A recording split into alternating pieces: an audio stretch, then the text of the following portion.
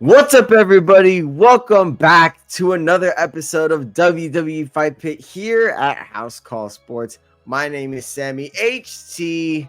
To my right is Justin. And ladies and gentlemen, we are going to be talking about Crown Jewel, particularly our takeaways from Crown Jewel, as well as Bronson Reed's rise to stardom despite a loss, and Liv and Raquel potentially hinting at a feud with Jade and Bianca Belair. Ladies and gentlemen, thank you so much for joining us. Before we start, please hit that like button. Please subscribe to our channel. It helps us out with all, ladies and gentlemen, all our algorithm. We want to get this page up to at least 100 subscribers, or not 100 subscribers, more than that. Let's get them to at least 500 subscribers. It would help us incredibly. We thank you guys so much for your support. With that being said, today's video is going to be sponsored by Vivid Seats. Vivid Seats is the most trustworthy and easy to navigate ticketing website. They have reliable and rewarding tickets and a 100% buyer's guarantee, which means your transaction will be safe and secure. You will get full service customer care and be compensated for any canceled events. And it's got the only ticket rewards program around. Ladies and gentlemen, I know you're looking at those WrestleMania seats and think, you know what? There's no hope. Never fear. Click the link in our description, Vivid Seats, and maybe possibly you could get a discount for those said WrestleMania tickets. On top of that, we got NFL season, we got basketball season. If you like hockey, we got hockey as well. Ladies and gentlemen, hit the link in our description and go sit vividly. Yeah, now, ladies and gentlemen, Crown Jewel was this past Saturday, and let me tell you, along with a lot of us, along with Justin, thought a couple weeks ago, I'd say, Justin, right? A couple weeks, we had no expectations for this PLE. We hands down thought it was going to be the worst PLE of the year just because there was no real hype. Boy, oh boy, were we wrong, Justin. No, you are absolutely right. And it's not a thing with Crown Jewel specifically, at least in my opinion. I just think whenever WWE does these international PLEs, it falls short because they don't really go concurrently with like the rest of the main storylines that take place in the United States. They usually just throw in a couple of random matches.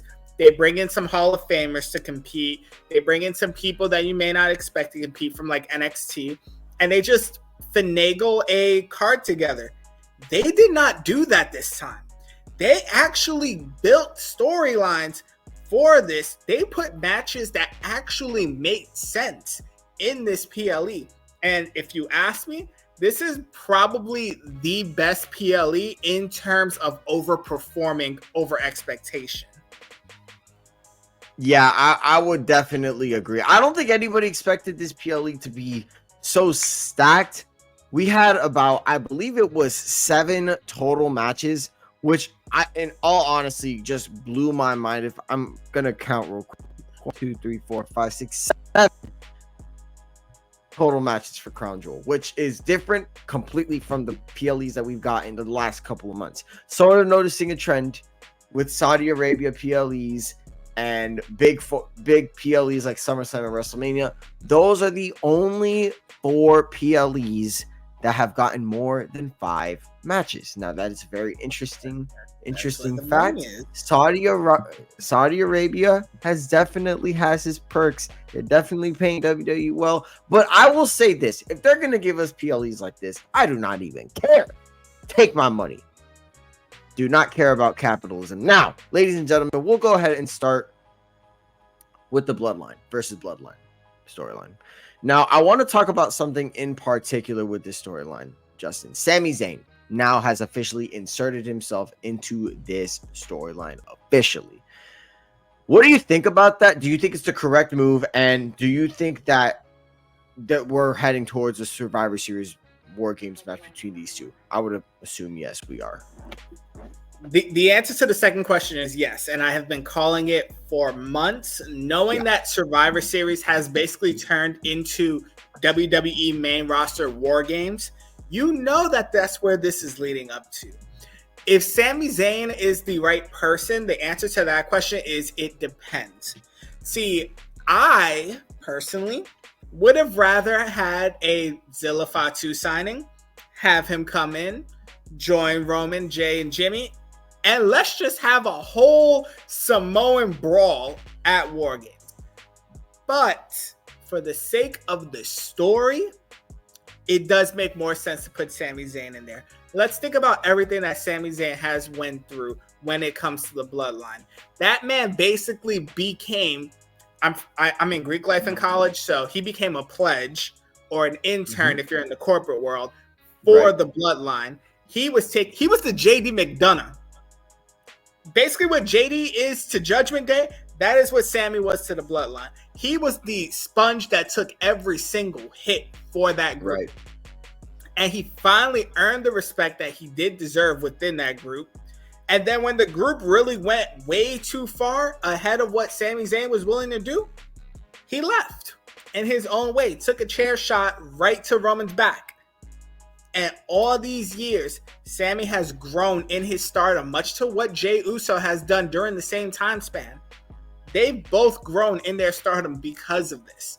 And now we are bringing it all right back. And I do love the fact that it is not just some welcome, rah-rah, we hug it out all the time when it comes to Sami. Jay and Jimmy is a different story. They're actually brothers.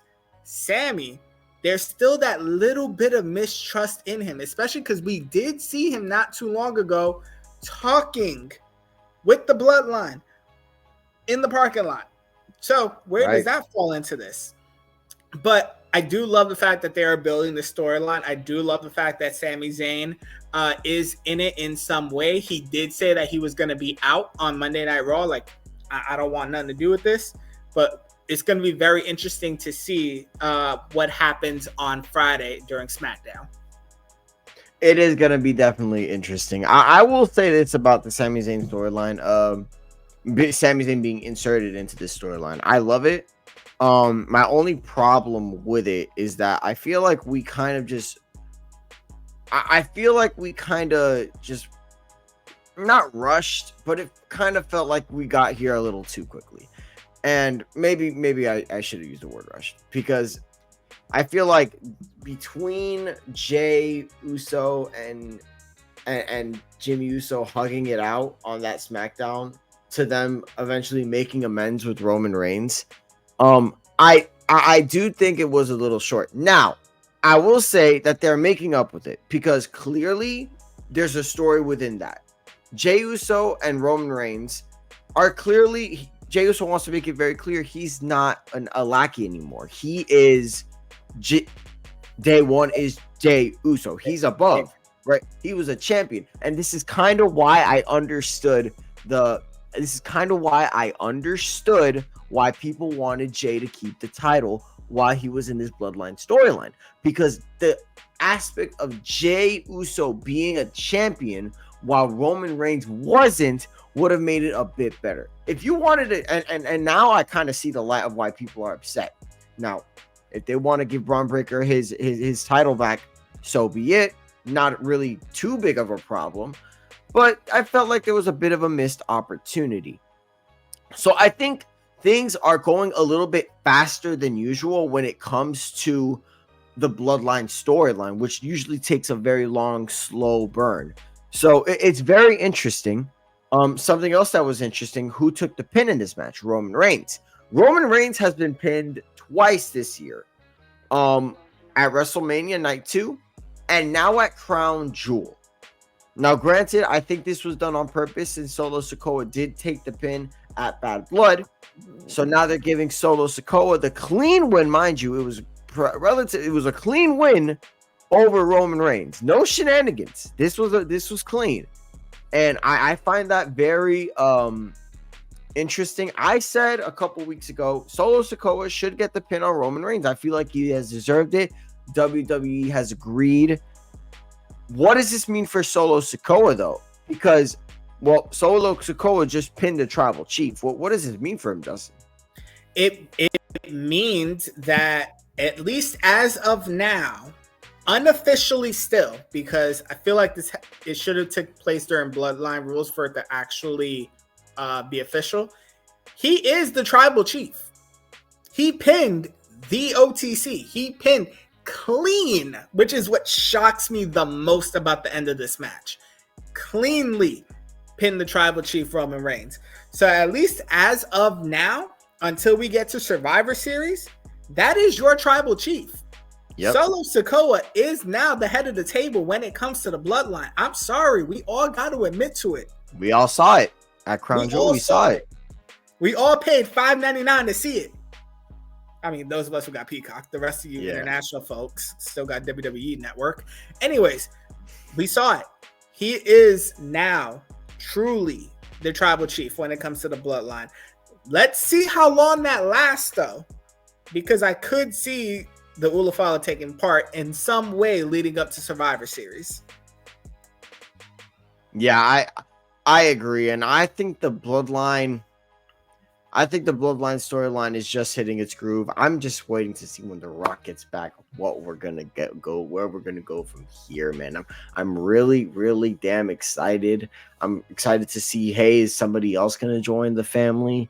Who are they gonna join? Because there's now 2 bloodlines. I'm excited, Justin. There's a lot to be excited about. All I want is Paul Heyman to come back at some point. I do. I think it's happening this Friday at SmackDown. Yeah. I'm almost positive it's happening at Friday. You want to talk about a pop the second you hear, ladies and gentlemen, that's it. Woo. Gone. I cannot wait. Now, there were 7 matches. We are not going to go through all 7. There were some of these matches that were kind of relatively predictable. Let's go over some of them, the ones that were relatively predictable. We'll start with LA Knight versus Carmelo Hayes versus Andrade. I thought it was pretty predictable that LA Knight was going to win this triple threat. I don't think Melo was ready. I don't think Andrade was ready either. I will say this, though. In terms of work rate, this might have been the match of the night. It was fantastic. And it's so amazing to see the United States Championship back on this level because Logan Paul, I understand Logan Paul, when he had his matches, he was fantastic. Oh my goodness, it has been so long since I've seen a U.S. title match mean something like this. You know what I mean? And I was impressed with LA Knight. Everybody's impressed with Andrade. Everybody's impressed with Carmelo. Now the question is, where does LA Knight go from here? But I want to hear your opinion on the match because it was just fantastic, Justin. Yeah, no, you're absolutely right. The match was A1, and this is what we wanted when it came to the mid-card titles. I could say this both with the US title and the IC title. These are the 2 working, like literally workhorse titles that we expect to see every PLE being defended. And LA Knight, since getting the title, this is what we are getting. This is what we will get every time LA Knight comes out and defends that US title. When it comes to these 3 competitors, now it was kind of overdrawn for me because I'm so used to seeing Andrade and Carmelo because of their little feud recently. But they put up some good work and they put up a viral moment with Andrade going up on the turnbuckle. You think he's going to do a splash in the middle of the ring. Says, you know what? Screw this. I'm going to pull a moonsault off the ring into the outside area. It's a good match. These 3, phenomenal chemistry together. I would not be offended to keep seeing a rematch between LA Knight and one of these 2 individuals, either Andrade or Carmelo Hayes. I feel like Melo still needs a little bit of seasoning before he's ready to get into that real mid-card picture. But LA Knight versus Andrade one more time? Yeah, give me that one. Absolutely. That is fantastic. Let's go over the fatal 4-way for the women's tag team titles. Another fantastic match. Jade and Bianca Belair do retain. That is awesome. Quick thoughts on this match before we go ahead and move on. Okay. Match quality by itself. Great moments all around. Fantastic from all 4 tag teams. I swear, Piper Niven's probably one of my favorites on female wrestlers on SmackDown. I think she's on SmackDown. She's great. She's great. I love it. I will say this is probably my least favorite match, only because I feel like I've been saying this all year. that the tag team divisions in WWE, Raw, SmackDown, men, women, they're kind of lacking. And I think it's probably we need more influx of talent. Maybe we just need more match variety in tag team divisions. But aside from the Motor City Machine Guns coming out, nothing about the tag team division excites me. And the only reason the Motor City Machine Guns excite me is because it takes me back to my childhood watching TNA. Right. I will say this: the tag team division in SmackDown is a lot better than Raw's. Not saying that much, but I will say that I think since I would say early October, late September, they're starting to make an emphasis on the tag team division and the tag team titles. Now, granted, one side of the division, the Raw side, just that refuses to take the titles off of JD and Finn, pisses me off. And then the other side, the Bloodline, man, the Bloodline elevated those tag team titles. They did. They didn't defend them much, but they elevated them. And I think that was very important. Now, concerning this match between the women, it was energetic. It was fun. A couple of weird moments with Io Sky and Kairi Sane, but they made it work anyway. I gotta say, man, it was my least interested match. But they made the most of it, and that's what you get when you get performers like Piper Niven, like a Bianca Belair, like an Io Sky, like a Kairi Sane, like a Chelsea Green, a Lash Legend, Jakara Jackson. I gotta say this about her: she has so much charisma. She's got the charisma down, and her pairing with Lash Legend is fantastic. They bounce off each other well. They should move up. I don't think they need any more time on NXT. I think they fit in like a glove as a tag team right now. I know this is a bit of a hot take, but I think they're ready to go. I think they're ready to be in SmackDown or Raw, and they're ready to be main roster stars. I think they are. Okay, but here's my thing. And first of all, shout out to Jakara and Lash Legend, because one of the things they brought, much like what Io and Kairi brought, is like those double team moves. That like pump up to a power bomb that I saw Jakara and Lash Legend pull, phenomenal, smooth. Do I think that they're had enough time at NXT and should be moved up? No. And here's the reason why. You bring them up, you put them in the tag team division, great. What happens after that? That's the problem. What happens? I think I would say I would push back is Lash Legend. I think Lash Legend has a lot of star power already from just the pops that she gets from carrying these women who are well over her size. She is a phenomenal strength. Pair her with Jakara Jackson, who could be the mouthpiece. Look, all I'm saying is they made Metaphor work in NXT. I think they can make Metaphor work in the main roster as well. And on top of that, they're fitting right now on the main roster. Yeah, right now they're not winning tag team gold, but you could also always, right now they're probably not going to win tag team gold anytime soon. You could always make them chase. You could have put them in entertaining segments. You could put them in singles competition. You could always give them, and this has been my criticism of Triple H for a little bit.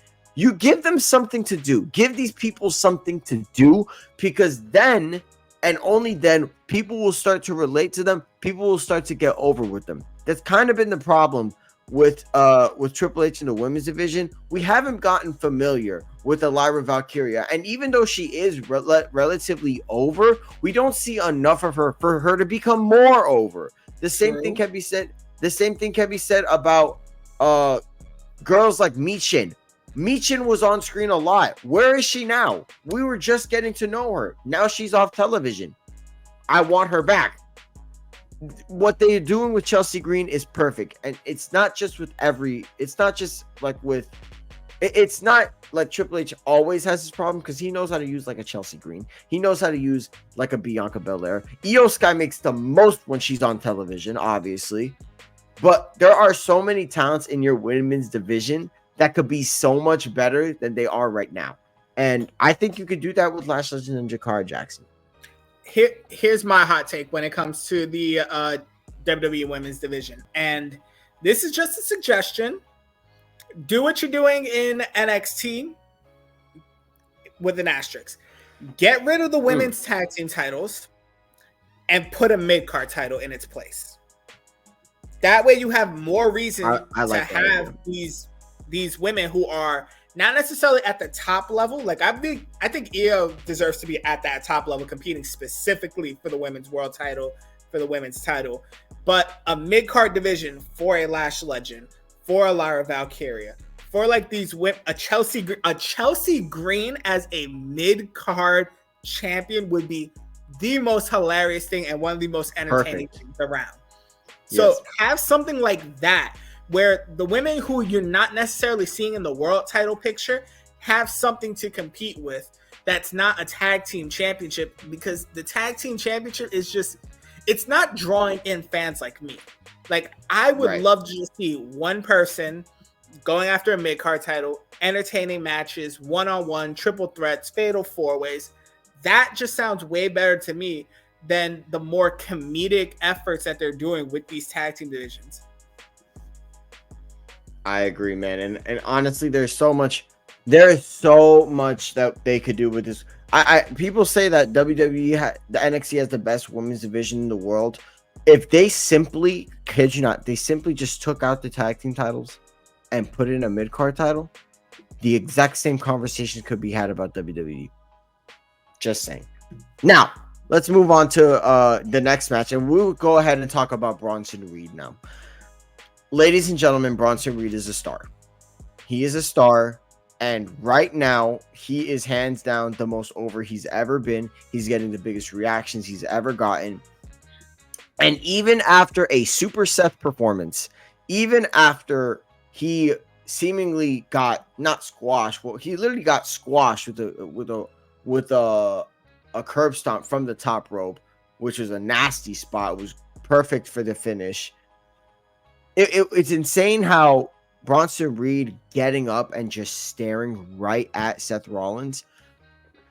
You see, and this is why I always say you gotta trust. This is why wins and losses really don't matter that much in 2024. They matter, but they don't matter that much, because Bronson Reed, with that loss and stare at Seth Rollins, got a bigger reaction, got a more overreaction from the online, from the IWC, from the live crowd. It made more of an impact than Bronson Reed just beating Seth Rollins, which he's going to eventually. Bronson Reed right now should be the next Intercontinental Champion. He should 1000% be the next Intercontinental Champion. I don't think it's close. I know right now we're looking at Dominic Mysterio potentially. I know we're looking at possibly a Sheamus. Forget Intercontinental Champion. Maybe even World Champion if they build him up high enough. I don't think he's there yet, though. I think starting at the Intercontinental Championship is perfect for him. He deserves it. The work he's put in this year. And his match with Seth Rollins was fantastic. I think it was one of the most intriguing matches of the night.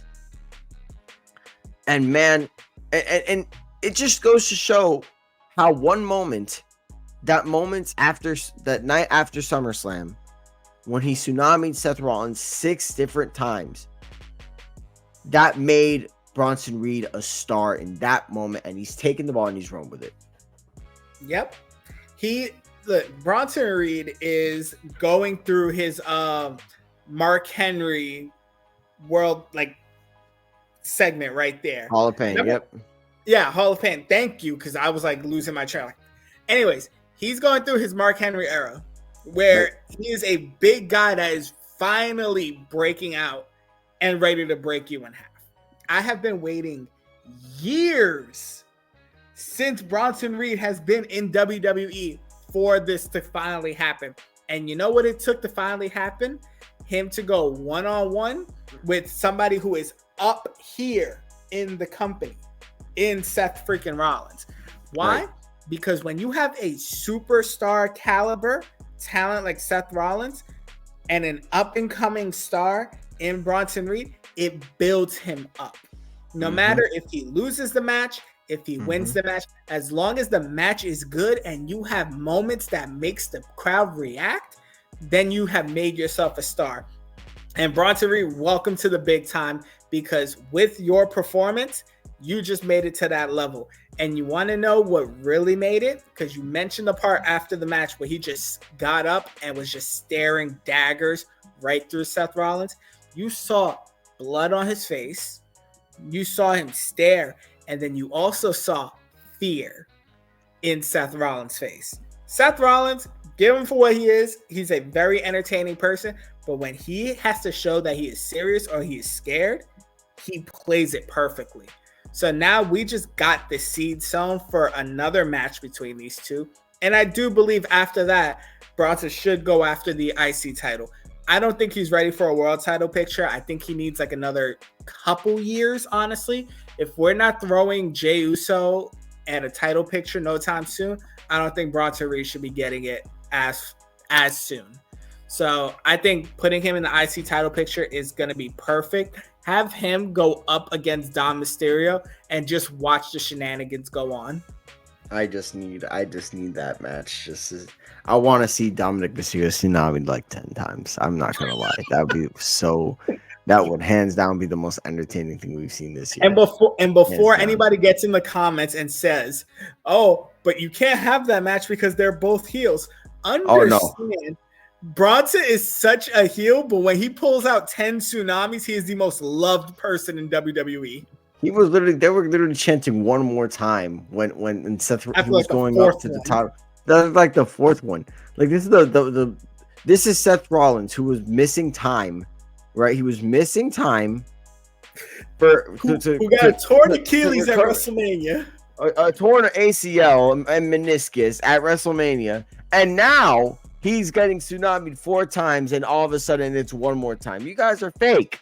You guys are. But I think we can go ahead and chart this up as this. Triple H knows how to make stars. He does. And he could do it like this. He really could. That's why I'm not worried about Chad Gable. A part of me isn't even worried about Finn Balor. Part of me isn't. I'm not worried about the Viking Raiders anymore. They look like they're about to be champions. Look what he did with the Motor City Machine Guns in 2 weeks. Like, I'm not worried about like anybody who, if Triple H sees something in you, you're gonna be fine. First of all, I'm not worried about them either because they changed their name back. They are now back to being the War Raiders. Yes, that's right. I'm waiting for those two. My goodness, the Viking Raiders. What the heck is that? I hate you, Vince. Now, let's talk about a match that I think was hands down the worst match of the night. And we can start this. We can go ahead and talk about Liv and Raquel going after Jade and Bianca in this segment. I'm gonna brush over the match. I'm not gonna lie, the match wasn't very good. Didn't enjoy it, not one bit. The entertaining part was Tiffany Stratton almost cashed in. I would have loved for a cash in to happen. Didn't happen that night. Liv Morgan won, not clean because you can't beat Nia Jax clean. And honestly, Liv Morgan is starting to become one of my least favorite women's wrestlers. And I get it. Her gimmick is to be annoying. She is so obnoxiously annoying. I do not want to see her on my TV screen. It's the kind of go away heat that isn't really that good. Her mic skills are not very great. She just has an annoying voice, and she knows how to get under my skin for sure, but like other people's skin. And I get it, you know, it's to get you that feel-good moment when she loses eventually, right? Which is going to happen eventually. But now looking at the fact that we might have to wait till like possibly next year for it to happen.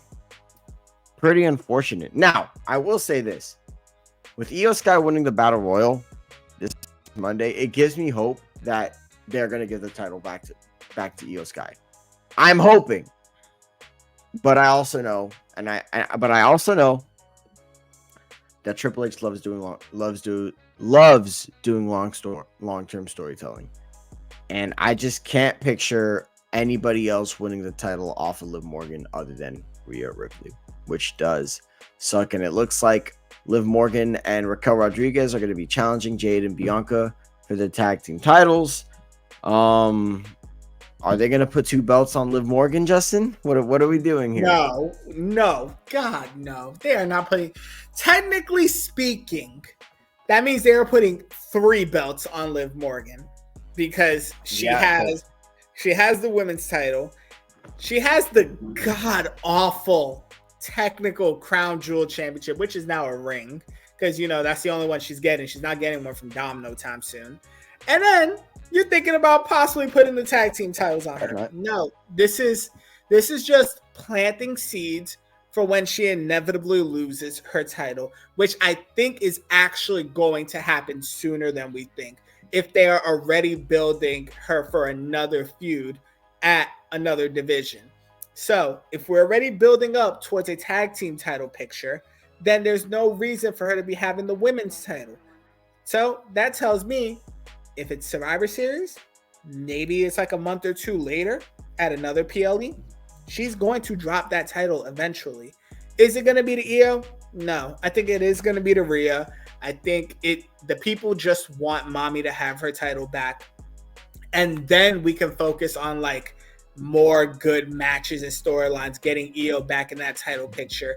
But putting 3 belts on Liv Morgan? No, she's run her course. It's almost there. Just hang on. I'm not gonna lie. I am going to be sick to my stomach if they decide to have Liv and Raquel become tag team champions. Let me just go ahead and say Raquel Rodriguez, ever since she came back, has probably been the most useless character in the entire Judgment Day. And this is the same stable that has Carlito, JD McDonough, Finn Balor, but Raquel Rodriguez has managed to be so unentertaining, so bland. I'm not gonna lie, I want her off my screen too. And I'm starting to think to myself, if they give these 2 the tag team titles, bro, I'm throwing the entire women's tag team division away. I'm being dead serious, Justin. I don't like these women, man. I don't finally want to join me and just say enough of it.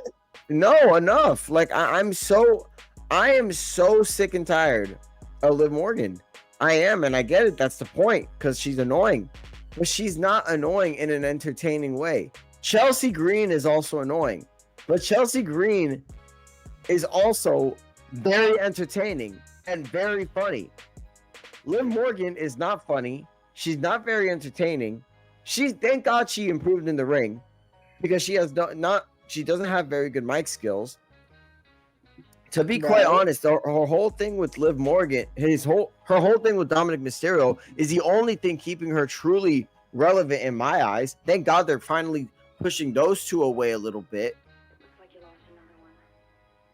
But I'm gonna be so completely honest. Like, I'm sick and tired of Liv Morgan, and she got her moment at Saudi Arabia. I'm not gonna take that away from her. Okay, she earned that moment. But straight up, even after everything Liv Morgan has done, I still don't know what WWE sees in her. I really don't. I don't think she's that good. And I really hope they take the title off her very soon. I don't care if it's Io Sky. I don't care if it's Bianca or Jade, Rhea Ripley. I don't care. It's got to be somebody. I'm not enjoying her title reign that much. I think the most enjoyable title defense that we've had is probably either the Rhea Ripley SummerSlam or Zelina Vega. And those are honestly the 2 of the only 3 that I really remember. The correct answer is SummerSlam. That is the only answer that is the most entertaining. And this is coming from somebody who is a Liv Morgan fan. And I am a Liv Morgan fan, not because I enjoyed the character or the in-ring performance. No, I'm a fan of Gianna, like her backstory, how she got into WWE, going from a waitress over at Hooters to actually making her way by chance because she just happened to be working and somebody from WWE happened to be stopped by the establishment. So I am a fan of her because of her actual story. But it's come to a point as a competitor, as a champion, where your time has run out and now you're going exceedingly extra for no reason. And that's where we're at. We are so tired of Liv Morgan, and it's not really Liv's fault. No. It's also the fact that they book her in the same matches over and over and over, and it's the same ending every single time. It's mostly Rhea Ripley. It mostly involves Dom, and mostly she cheats to win. We need some variety, and I think at this point that the most variety we need is for somebody else to hold that title. I don't know, man. She hasn't had, since she's been a heel, has she cut a promo that has Absolutely been not so memorable? She hasn't. No. And as a baby face, I think she's had some cool promos. I think she's had some decent promos. She hasn't had one decent promo since she's become a heel. And I think that's a problem. That's a problem. And I don't know. I guess it's because people, the Liv Dom fandom is growing, and you can't really just like lose. You can't really lose your stock in that. But man, Justin, it's getting hard to watch, man. I know. It's getting hard to watch, man. I don't even know what they're gonna do. Io Sky became the #1 contender at the Battle Royal. I'm hoping to God she wins the title. I'm going to be rooting for her so hard, even though she probably going to lose. It's Unfortunately, she will lose. Like, I can't. They haven't built it up. They haven't really built up Io as much ever since she lost her title. And she's still over. She's still over, and she's still one of the best in-ring competitors that WWE currently has. She's one of the best. She's one of the best in the world. Like, if we're being honest, there's nobody who could go band for band in the ring with Io Sky other than maybe Julia. Yeah, Julia, maybe Rhea Ripley, Charlotte Flair, maybe if she's healthy. But no one can really touch her right now, man. No one can really touch her. Roxanne Perez, maybe. But okay, fantasy book. Imagine that Roxanne versus Io. Oh my gosh! Give me that. HBK. Cook it. Okay. I'm not for demotions at all. But if y'all just want to send Io over to NXT just so we can have that feud for the one time, and have Io win. No, I'm playing. Io should win. Roxanne. We need to save both of them. Oh yeah. No. A match like that can't end in disqualification. Come on now. It cannot end in disqualification. But with that being said, enough of this talk about Liv Morgan. Let's talk about a match that didn't even happen. Randy Orton versus Kevin Owens does not start. Ends up being a brawl, and one of the most interesting brawls, hands down, we've seen. Look, I'll cut it to you short. Randy Orton RKO'd Adam Pearce. Do I really need to say anything more? That's how intense this brawl was. They were scuffling. KO stunned the referee. He stunned. Yeah, that's what I was gonna lead to next. Like, these two hate each other. They do. And let me tell you, this is way better than any match, and it makes so much more sense than them just having a regular match. It makes so much more sense. I've never been more content with a match not happening in my life. Think about it. All the matches you've seen that don't happen, right? Yep. And you're pissed off. This match didn't even happen, and I'm like, hell yeah. Give me more of that. Anyway, look, this match didn't happen. The brawl was absolutely insane. Kevin Owens caps it off with an elbow off the stairs right into the table. I mean, it was just a fantastic brawl. It was. Do you know what this means? Do you know what we could possibly be getting because of this? Last man standing. I look. Hold on. Let me go a step further. I don't want just last man standing.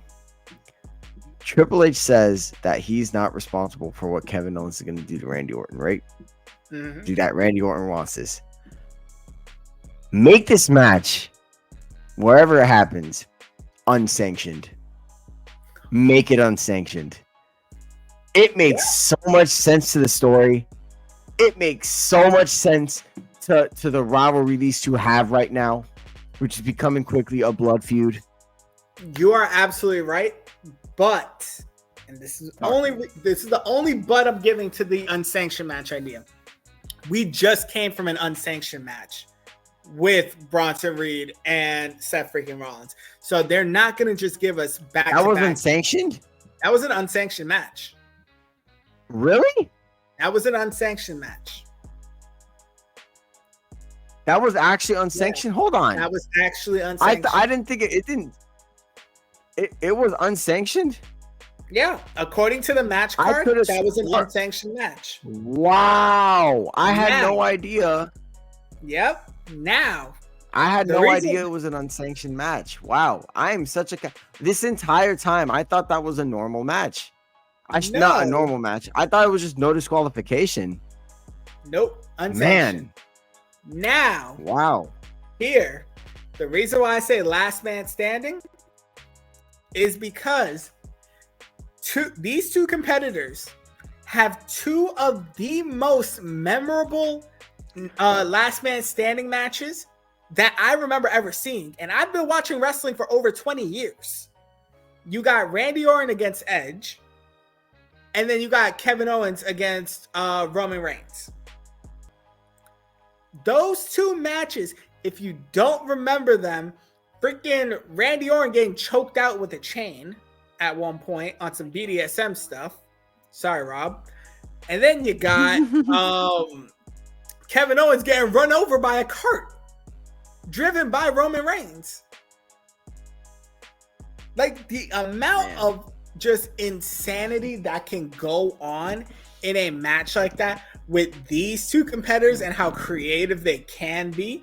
Give me it. Give me that Survivor Series. Do you understand how much of a banger of a card that's going to be if we had a last man standing match? We got War Games, and then you just throw a couple other good matches in there. Give me Cody Rhodes versus whoever. Give me Cody Rhodes versus The Rock, actually. Just might as well. Just throw that in there. All-star match. Let me tell you, man. I could not have been happier with a match not happening. I'll tell you that. And if we do get a last man standing match, we do. I think it's gonna be one of the most entertaining matches of the year. I do think that man, depending on what they decide to do, because I don't know what the limit is on Randy Orton, how much damage he could take. Because remember, he did come back from back surgery.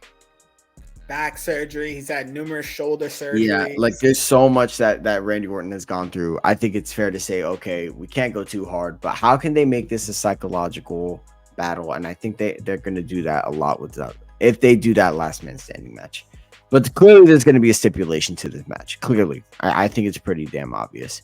Now, last match of the night. Classic match. And honestly, really nothing else to say. Gunther versus Cody. I mean, they really wanted to take this match slow, but that crowd, and this is the first time I'll mention that crowd in Riyadh. That crowd, if we're going to get these kinds of crowds every time we go to Saudi Arabia, I don't mind going there. Mm-hmm. These are the crowds that we're missing the first couple of years they went to Saudi. And I wish these crowds were the case. But now we're getting these crowds. And let me tell you, it makes matches so much better. Now, I want to say the build-up this match was actually surprisingly very, very, very good. And I thought Gunther was going to win this match, but let me tell you, man, these two guys they just know how to put on a story. And I think that's important. They just put on a story, not just outside the ring on the mic, in the ring too. And you'll notice that, you know, Gunther would out wrestle the American Nightmare, and then it's just a psychological battle. They would grapple a lot when the intensity would start to wrap up. I mean, you could see Cody's desperation because he realizes Gunther is super impactful with his strikes. I think from a storyline perspective, that match was fantastic, which is the match of the night for me. No, however, I do think that this was hands down the third, if not the second best match of the night. I mean, I have it down as my second best match, and it's solely because these two as competitors, whether they go up against each other, they go up against other people, it's always magic. Gunther, again, same thing I said with Bronson Reed. This is a match that basically, even though it's slightly less, it built Gunther's star power just that much more, because Cody was selling every shot as if Gunther is like one of the biggest hitters in WWE, which chop-wise, slap-wise, he is. Like, you be seeing these competitors' chests after these matches with Gunther, you would think it's like raw hamburger meat at one point. And I think, because we're going to go over to the end of this match, I think they did a good job ending the match in a way that kind of preserves both competitors. You didn't really want one to lose in like a very dominating fashion. So in order to protect Gunther, to have it end in like a sleeper hold, but Cody ends up just rolling over for the pin, 1, 2, 3. I think that was the best possible thing to still keep them both as high up as you possibly can. But that's just my opinion. Right. The crowd work in Saudi Arabia, I can't believe we didn't even bring this up in the last segment. Did you hear them singing along with Randy Orton? Yeah, they were loud, man. They were loud. And this is the thing, and this is not just a Saudi Arabia thing. This is a international WWE thing. Every time they go to a different country, it's like the crowd noise is way up. USA, we are slacking in that. No, we are. We're doing wrong, but we're not nowhere near as loud as these guys. But I also think it is because for a lot of PLEs that we get stateside, they tend to do them in warmer climates, so they do it in actual stadiums rather than arenas where the sound actually stays in. So that could be one of the reasons there. But like, man, that ain't no damn. I'm not taking that because I've seen crowds like Baltimore after SummerSlam bring it. Okay, I've seen crowds like that bring it. So I'm just saying I'm not giving I'm not giving America that excuse, Justin. I'm not. I'm just not. But I will say this. I'd say overall this PLE exceeded my expectations. But you got to remember, heading into this PLE, I think everybody thought they started rolling their eyes like, "Oh my god, bro, are we seriously going to do this?" Now, I think it's not one of the best PLEs of the year or anything like that. But you got to understand, they managed to make something with little to no hype, and they made it interesting. Gunther and Cody was interesting. Now, Liv Morgan and Nia Jax wasn't, but I mean, those two just weren't ever going to be. They're just not interesting when they're clashing against each other as heels. They just, there's no dynamic there. Listen, you know how bad it is when you have two women's champions facing off, and the most interesting person in that match is Tiffany Stratton. The person who doesn't have the title yet is the most impressive person. She need to win the title. I'm not gonna lie. Nia Jax need to drop that, John, because I'm done. Like the Nia Jax has nobody to defend it. I mean, maybe Naomi. She's gonna defend against Naomi, and that's it. Like, I don't know, man. We'll see. Maybe Naomi turns heel. We can get Tiffy time a face turn. It's tippy time very soon, ladies and gentlemen. Tippy time is I've coming been very waiting soon. for this one. Yeah. So I would say that this match, if we're giving it like out of the Crown Jewel PLE, if we're gonna give it like, out of like, let's say 5, I'd give it a solid 3.75.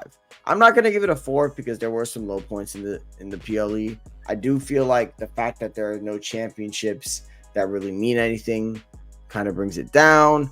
There was a low point with Liv Morgan and Nia Jax, amongst other things. It wasn't a perfect PLE, but compared to what we were getting before, I'd give this PLE an absolute W, Justin. I mean, I give it a W. I actually will give it a 4 for going out of 5. And it's solely because it exceeded all of my expectations for an international PLE. Great matches, amazing crowd, just hyped up everywhere. And you gave us a stacked card. So thank you for that, because we actually got to see good matches throughout. Yes, there were some low points, but overall, it was up there. It was.